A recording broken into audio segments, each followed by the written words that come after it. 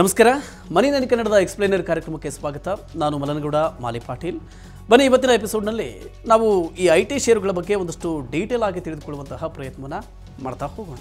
IT ಶೇರುಗಳು ಇದೀಗ ಚೇತರಿಕೆ ಕಾಣ್ತಾ ಇದ್ದಾವೆ ಮತ್ತು IT ಸೂಚ್ಯಂಕ ಕೆಳಮಟ್ಟದಿಂದ ಗಣನೀಯವಾಗಿ ಏರಿದೆ.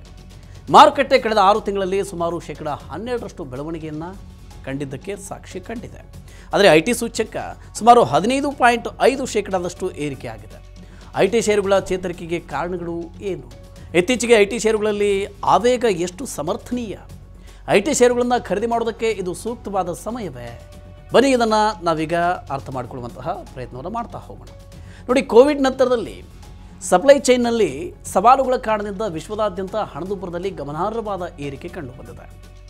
ಏರ್ತಾ ಇರುವಂತಹ ಹಣದುಬ್ಬರವನ್ನು ನಿಯಂತ್ರಣ ಮಾಡೋದಕ್ಕೆ ಫೆಡರಲ್ ರಿಸರ್ವ್ ಬ್ಯಾಂಕ್ ಸೇರಿದಂತೆ ವಿಶ್ವದಾದ್ಯಂತ ಸೆಂಟ್ರಲ್ ಬ್ಯಾಂಕ್ ಬಡ್ಡಿ ದರವನ್ನು ಹೆಚ್ಚಿಸುವುದಕ್ಕೆ ಆರಂಭಿಸಿವೆ.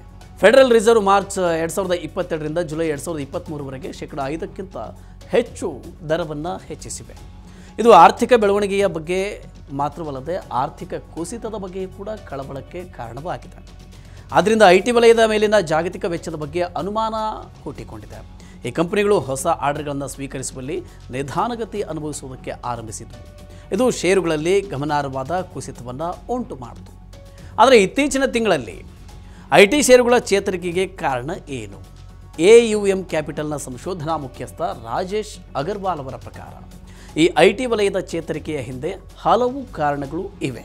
ಎರಡನೇ ತ್ರೈಮಾಸಿಕದ ಫಲಿತಾಂಶದ ಹಿಂದಿನ ತಿಂಗಳುಗಳಲ್ಲಿ IT ವಲಯ ಹಲವಾರು ತಿಂಗಳವರೆಗೆ ಕಳಪೆ ಪ್ರದರ್ಶನವನ್ನು ಕೊಟ್ಟಿತ್ತು. ಯಾಕೆ ಅಂದರೆ ಇದು ಸ್ಲೋಡೌನ್ ಮತ್ತು US-ನಿಂದ ಹೊಸ ಆರ್ಡರ್ಗಳ ಕೊರತೆಯಿಂದಾಗಿದೆ. ಇದರ ಪರಿಣಾಮವಾಗಿ IT ಶೇರುಗಳು ಗಮನಾರ್ಹವಾದ ಒತ್ತಡಕ್ಕೆ ಒಳಗಾಗಿತ್ತು.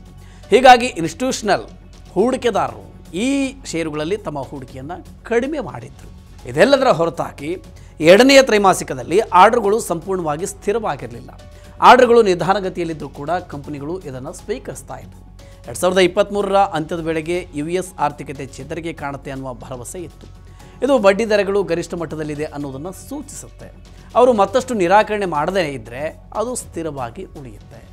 ಜೊತೆಗೆ ಇಡೀ ಈ ವಲಯಕ್ಕೆ ಗಣನೀಯ ಬೆಂಬಲ ಒದಗಿಸುತ್ತೆ. ಈಗ ಈ ವಲಯದಲ್ಲಿ ಏನಾದರೂ ಸವಾಲುಗಳು ಇದೆಯಾ ಅನ್ನೋದು ನಮ್ಮ ಮುಂದಿರುವ ಪ್ರಶ್ನೆಯಾಗುತ್ತೆ. ಹಾಗೂ ಭವಿಷ್ಯದ ದೃಷ್ಟಿಕೋನ ಏನು? ಮುಂದಿನ ತ್ರೈಮಾಸಿಕದಲ್ಲಿ ನಾವು ಏನನ್ನು ನಿರೀಕ್ಷಿಸಬಹುದು? ಈ ಕಂಪನಿಗಳಿಗೆ ಸಂಬಂಧಿಸಿದಂತೆ ಕೆಲವೊಂದು ಸಣ್ಣ ಪುಟ್ಟ ವಿರೋಧಾಭಾಸಗಳಿದ್ದರೂ ಕೂಡ ಅವುಗಳು ಇನ್ನಷ್ಟು ದಿನ ಮುಂದುವರಿಯುವಂತಹ ಸಾಧ್ಯತೆ ಇಲ್ಲ. ಈ ಕಂಪನಿಗಳ ಕುರಿತಾಗಿ ಬರುವ ಸುದ್ದಿಗಳ ಪರಿಣಾಮ ಈಗಾಗಲೇ ಉಂಟಾಗಿದೆ. US ಫೆಡರಲ್ ಬ್ಯಾಂಕ್ನ ಡಿಸೆಂಬರ್ ಸಭೆಯ ನಂತರ IT ಕಂಪನಿಗಳಿಗೆ ಆರ್ಡರ್ಗಳು ಹೆಚ್ಚಾಗುವ ಸಾಧ್ಯತೆ ಇದೆ. ಆರ್ಥಿಕತೆ ಮತ್ತು IT ಕಂಪನಿಗಳು ಚೇತರಿಕೆ ನಿರೀಕ್ಷೆಯಲ್ಲಿವೆ.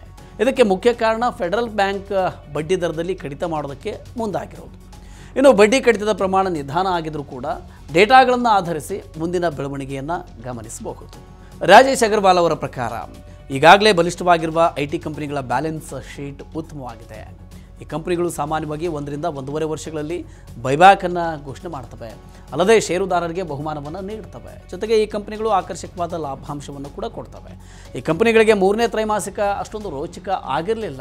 ಆದರೆ ವಿತ್ತ ವರ್ಷ 2024ರ 4ನೇ ತ್ರೈಮಾಸಿಕ ಅಥವಾ ವಿತ್ತ ವರ್ಷ 2025ರ ಮೊದಲ ತ್ರೈಮಾಸಿಕದಲ್ಲಿ ಫಲಿತಾಂಶದಲ್ಲಿ ಸುಧಾರಣೆಯಾಗುವ ಭರವಸೆ ಇದೆ.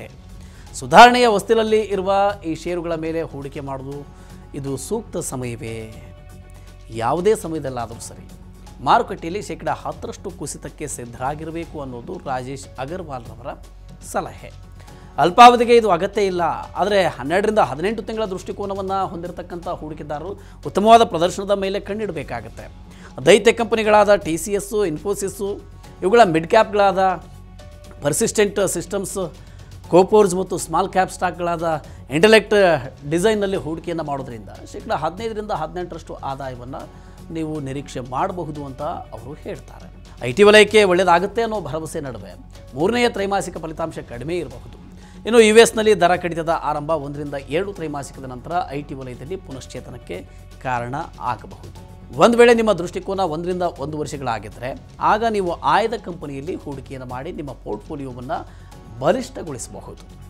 ಓಕೆ, ಈ ರೀತಿಯ ಇನ್ನಷ್ಟು ಮಾಹಿತಿ ಮತ್ತು ಪರ್ಸನಲ್ ಫಿನಾನ್ಸ್ ವಿಚಾರಗಳಿಗೆ ಡೌನ್ಲೋಡ್ ಮಾಡಿ ಮನಿ ನೈನ್ ಕನ್ನಡ ಆ್ಯಪ್ ಹಾಗೂ ಯೂಟ್ಯೂಬ್ನಲ್ಲಿಯೂ ಸಬ್ಸ್ಕ್ರೈಬ್ ಆಗಿ, ಲೈಕ್ ಮಾಡಿ, ಶೇರ್ ಮಾಡಿ. Thank you.